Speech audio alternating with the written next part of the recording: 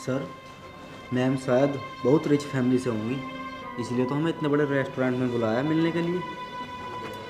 हाँ, लगता तो मुझे भी ऐसा ही है, लेकिन लड़की है कहाँ?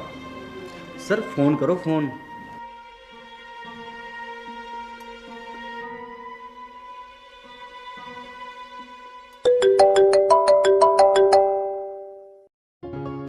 हेलो। हाँ हेलो, हम ना आ गए रेस्टोरेंट में। आप कहाँ हो? मैं तो रेस्टोरेंट में ही हूँ, तुम कहाँ हो? हाँ हाँ, दिख गए। तुमने रेड कलर की शर्ट और ब्लू कलर का कोट डाल रखा है ना? हाँ हाँ, लेकिन तुम कहाँ हो? अरे मैं यहाँ हूँ, तुम्हारे सामने।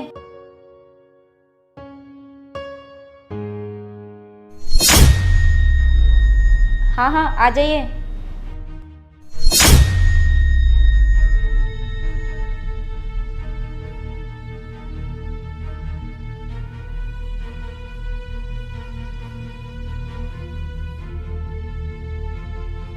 नीतू तुम्हारा नाम है? हाँ, मेरा ही नाम है। अच्छा, तो कोई बात उत हो गई है क्या, जो तुम्हें खुद ही साफ सफाई का काम करना पड़ रहा है? नहीं नहीं, कोई बात नहीं हुई है, मैं तो यहाँ सफाई का ही काम करती हूँ। तुमने जब मिलने की बात की तो मैंने सोचा यहीं रेस्टोरेंट में बुला लेती हूँ, मेरा काम भी खराब नहीं होगा और तुमसे मिल भी लूँगी। तो सर, आप इस साफ सफाई वाली के लिए इतनी इम्पोर्टेंट मीटिंग और सब काम काज छोड़ कर आए हो? तू पहले नहीं बता सकती थी कि तू साफ सफाई वाली है? अगर तू पहले बता देती ना तो हमारा इतना टाइम खराब नहीं होता। तुझे पता है तेरी वजह से हमारा कितना लॉस हो गया है? सर, आप क्यों खड़े हो इस गरीब फटीचर के चक्कर में यहाँ? क्यों अपना टाइम खराब कर रहे हो? वैसे इसकी वजह से हमारा बहुत लॉस हो चुका है। चलो यहाँ से।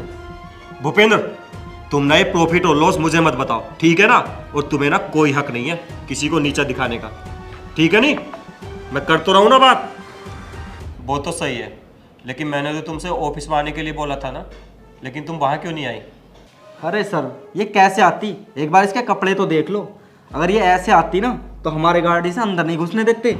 इतना और करते, इसे भिखारी समझ के 2-4 रुपए और दे देते। भूपेंद्र, सही तो कह रहे हैं ये, अगर मैं ऐसे कपड़े पहन कर आती तो कोई नहीं घुसने देता मुझे आपके ऑफिस में। आप इतनी बड़ी कंपनी के मालिक हो और मैं एक साफ़ सफाई वाली, और मेरे पास तो ढंग के कपड़े भी नहीं हैं, और मैं कभी गई भी तो नहीं इतने बड़े ऑफिस में, तो मुझे डर लग रहा था, बस इसलिए नहीं आई। और रही सफाई करने वाली बात, ये मैंने आपको पहले क्यों नहीं बताई?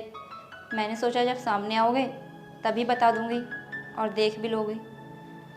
अच्छा, तो हम ना एक काम करते हैं, हम बैठ के बातें कर लेते हैं। नहीं नहीं, मैं यहाँ बैठ नहीं सकती, आप बैठ जाइए। अगर मालिक ने मुझे यहाँ बैठते हुए देख लिया तो वो मुझे नौकरी से निकाल देंगे। भला किसी को इस नौकरी से निकलने का भी इतना डर हो सकता है? क्यों नहीं डर हो सकता? जो नौकरी तुम्हें छोटी सी लग रही है ना, उस नौकरी से मेरे घर का खर्चा और मेरे पापा का इलाज हो रहा है, सब ना यहीं से हो रहा है, तो मेरे लिए नौकरी ना सब कुछ है। भूपेंद्र, तुम कुछ देर चुप नहीं रह सकते क्या? चलो, जैसे तुम्हें अच्छा लगे, हम खड़े होकर बात कर लेते हैं, नहीं बैठते हैं। अच्छा, जब तुम्हें पता था कि मैं शादी के बारे में तुमसे बात करने आ रहा हूँ, तो तुम मुझसे झूठ भी बोल सकती थी, ये कह सकती थी कि मैं इस रेस्टोरेंट की मालिक हूँ, या और कुछ भी। कब तक झूठ बोल लेती? एक ना एक दिन सच बाहर ही आ जाता और उस दिन सब खराब हो जाता। इसलिए मैंने सोचा कल खराब होने से अच्छा है चीज़ें आज ही सामने आ जाएं तो अच्छा है। हाँ, ये बढ़िया किया तूने। सर, अब चलिए यहाँ से। अब क्या बात करनी है इससे? जब मैंने तुमसे बोल दिया कि चुप रहो, तो चुप नहीं रह सकते क्या? Sorry sir.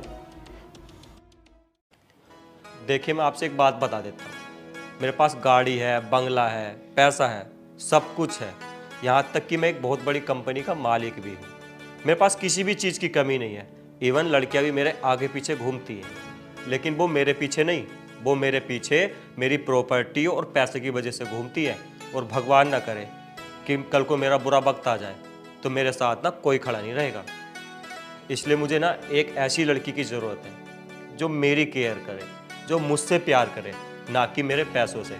और मेरा दिल कह रहा है कि वो लड़की ना तुम हो, और मैं ना हमेशा अपने दिल की सुनता हूँ, इसलिए मैं रेडी हूँ। क्या तुम मुझसे शादी करोगी? अरे सर, ये क्या कह रहे हैं आप? मुझे ऐसा लगता है अभी ना आपका दिमाग सही से काम नहीं कर रहा है। हम एक काम करते हैं, अभी घर चलते हैं। ऐसे फैसले ना थोड़ा सोच समझ कर लेने चाहिए। अच्छा, तो अब तुम मुझे बताओगे कि मुझे क्या करना चाहिए क्या नहीं है?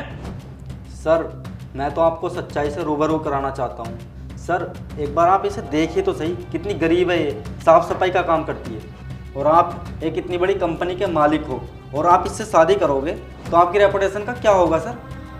कितनी बेइज्जती होगी आपकी इस इंडस्ट्री में। अरे ये सब छोड़ो, अगर आपकी शादी इससे हो भी गई और शादी के बाद जब आप अपने घर जाओगे तो क्या कहेंगे तुम्हारे मम्मी पापा? क्या बीतेगी उनके दिल पर? क्या क्या सोचा होगा उन्होंने तुम्हारी शादी के बारे में? और भी बहुत सारी बातें होंगी, इसलिए कह रहा हूँ फैसला सोच समझ कर लो। सही तो कह रहे हैं ये। आप इतने अमीर और मैं इतनी गरीब, आपके पीछे तो इतनी अच्छी अच्छी लड़कियां घूमती होंगी और किसी भी चीज़ की कमी नहीं है आपके पास, फिर भी आप मुझसे शादी करना क्यों चाहते हैं? तुमसे पहले ना मैं इसे जवाब देना चाहता हूँ। क्या कहा तुमने? रेपुटेशन? तो मैंने ना ये रेपुटेशन मेहनत करके कमाई है, दान में नहीं ली है मैंने। और जब मैंने ये काम स्टार्ट किया था ना, तब मैंने कोई रेपुटेशन के बारे में नहीं सोचा, ना इज्जत और बेइज्जती के बारे में सोचा। और इससे अगर मैं शादी कर लेता हूँ तो क्या रेपुटेशन खराब होगी मेरी? बताओ। गरीब है ना बस, तो मुझे ना इस बात से कोई फर्क नहीं पड़ता है। और रही बात मेरे माँ बाप की, तो मैं अपने माँ बाप को ना तुमसे बेहतर जानता हूँ। मेरे माँ बाप ना मेरी खुशी में ही अपनी खुशी ढूंढते हैं, और मुझे पूरी उम्मीद है मेरे इस फैसले से भी ना मेरे माँ बाप नाराज नहीं होंगे, बल्कि खुश होंगे। आई समझ? और तुम देखो, मेरे माँ बाप ने ना मुझे एक चीज़ सिखाई है कि हमें दो चीज़ों में ना डिसीजन बड़े सोच समझ के लेना चाहिए। एक कैरियर चुनने में और दूसरा लाइफ पार्टनर चुनने में। क्योंकि अगर हम कैरियर गलत चुन लेते हैं ना तो हमें फिजिकली बहुत मेहनत करनी पड़ती है, और अगर हम लाइफ पार्टनर गलत चुन लेते हैं ना तो हमें मेंटली बहुत ज़्यादा मेहनत करनी पड़ती है। तो कैरियर तो मैंने चुन लिया और उसका रिजल्ट भी तुम्हारे सामने है। तो अब बारी है लाइफ पार्टनर चुनने की। तो मुझे ना आज तक तुमसे बेहतर कोई लड़की मिली ही नहीं। क्या सर? अच्छा सर, मैं आपसे एक बात पूछ सकता हूँ अगर आप बुरा ना मानो तो? आपको इन मैडम जी में ऐसा क्या दिखा जो आप इनसे शादी करने के लिए तैयार हो? मैं इस बात से बड़ा कंफ्यूज हूँ। अच्छा मुझे एक बात बताओ, अगर हम किसी कंपनी के साथ डील करते हैं तो सबसे पहले उस कंपनी में क्या देखते हैं? यही कि कंपनी ऑनेस्ट है या नहीं। सही जवाब। अरे जब हम डील करते हुए भी ये देखते हैं कि कंपनी ऑनेस्ट है या नहीं, यहाँ तो लाइफ पार्टनर की बात है, तो हम यहाँ नहीं देखेंगे क्या कि जिससे हमारी शादी हो रही है वो ऑनेस्ट है या नहीं है, उसमें सच्चाई है या नहीं है? और नीतू के अंदर ना ऑनेस्टी भी है, सच्चाई भी है। अगर ये ऐसी नहीं होती ना तो ये हमसे झूठ बोल सकती थी, लेकिन इसने ऐसा नहीं किया क्योंकि ये रिश्ते की शुरुआत ना सच से करना चाहती है, ना कि झूठ से। और जिस रिश्ते की शुरुआत सच्चाई से होती है ना, उस रिश्ते में बाद में कोई गड़बड़ नहीं होती। अब समझ गए क्या है इस लड़की में? अब ना मेरी बात कान खोल के सुन लो, अपना मुंह खोलने की अब कोशिश भी मत करना। भूलो मत, तुम मेरे पिए हो, मेरे गार्जियंस नहीं हो, तो मुझे ना अब समझाने की जरूरत नहीं है। चुप रहना, ठीक है? जी मुझे लगता है कि अब आपको आपके सारे सवालों के जवाब मिल गए हैं, तो अब आपका फैसला क्या है? Will you marry me? देखो, आज तुमने जैसा कहा है ना, लाइफ पार्टनर और कैरियर का डिसीजन बहुत सोच समझ के लेना चाहिए, तो हर लड़की भी यही सोचती है कि उसके हस्बैंड की सोच कैसी होगी। जितना वो अपने काम के बारे में सोचते हैं उतना उसके बारे में सोचेंगे या नहीं, उससे प्यार करेंगे या नहीं। कहीं वो दूसरी पैसे वाली लड़की मिलते ही मुझे तो नहीं छोड़ देंगे। उन्हें इंसान की सच्चाई और ईमानदारी से प्यार है भी या नहीं।